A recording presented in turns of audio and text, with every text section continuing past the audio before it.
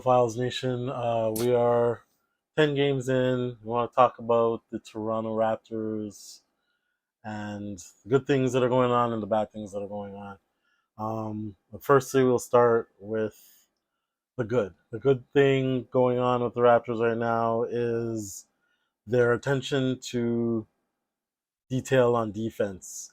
Um, they're still after the first what was it, the first, I think it was third game in, they really started to catch their stride on the defensive end, and they're still kind of keeping at it.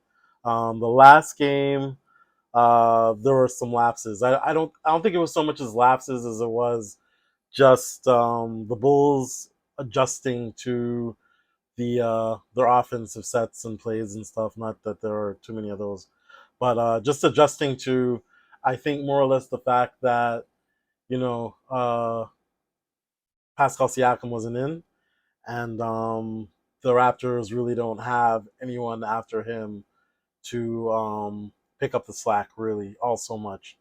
Um, and the Bulls just kind of exploded that. Of course, they figured out how to defend them and stuff like that. That all comes with the scouting and stuff like that. But I think there was a energy deficiency. The the thing I didn't like is just that lack of energy. I think someone needs to step up. Someone has to want to step up and be that go-to guy because they have a lot of guys. They score by committee. They do okay here and there and bits and pieces and stuff like that. But there isn't anyone to really get the ball into and draw like fouls or score easy, get to the line, whatever. There's not that number two guy. They still try to get open and they still try to look for opportunities, which is good basketball. But they have to try to force opportunities too, and that just wasn't there last night.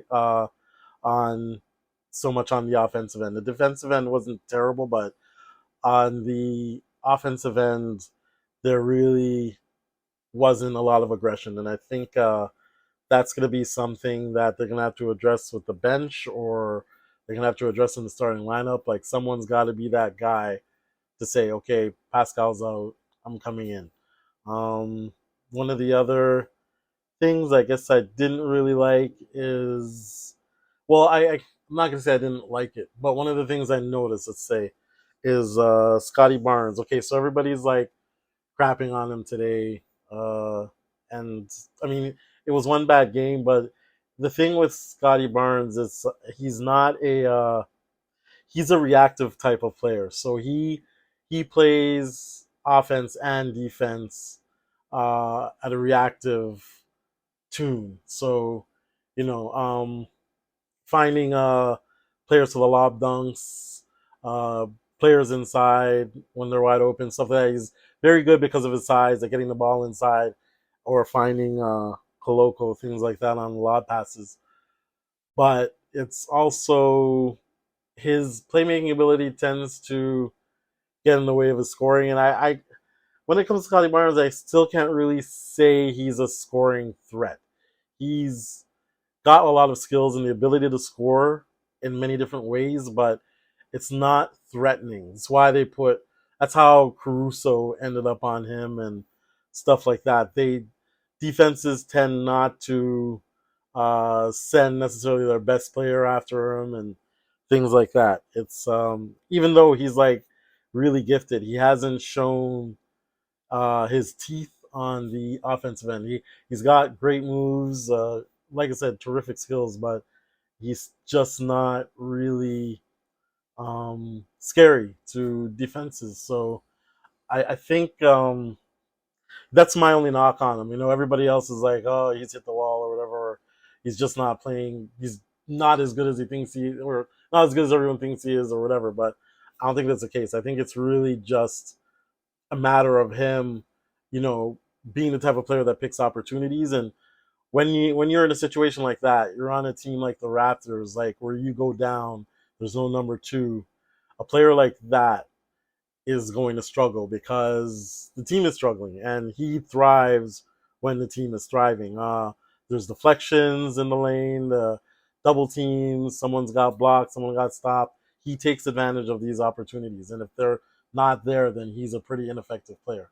Not bad, not a bad player, just not absolutely effective. So I think that's my only knock on him, and it's not really a bad knock. It's something he's gonna have to grow into. Um, Other than that, it's not they're not that far out of hearing rumors about Kevin Durant trades and stuff like that. Yeah, who says they couldn't use him? I think, yeah, a lot of teams could use Kevin Durant, but I don't think they're as bad off. They're so bad off that they need him back that badly. I think it's going to be something they have to address in practices and stuff like that, where someone's just going to have to be that guy. And I think Nick Nurse is really was looking for that too, up and down the bench. And the bench has gotten better too. So that's another thing. It's Chris Boucher's being great off the bench. Banton's been good here and there. Malachi Flynn is starting to kind of find a niche, I guess, instead of being kind of erratic. So that's been working out.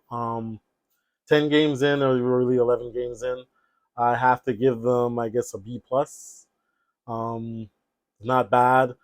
Just let's see what goes on over time, and what happens in the next couple of weeks with Siakam out. See how they adjust to that.